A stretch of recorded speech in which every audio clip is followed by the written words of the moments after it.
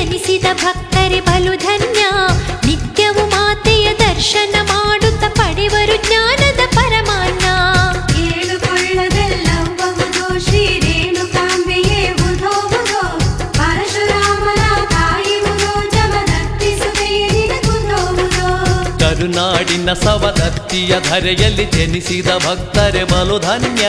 ನಿತ್ಯವೂ ಮಾತೆಯ ದರ್ಶನ ಮಾಡುತ್ತ ಪಡೆವರು ಜ್ಞಾನದ ಪರಮಾನ್ನ.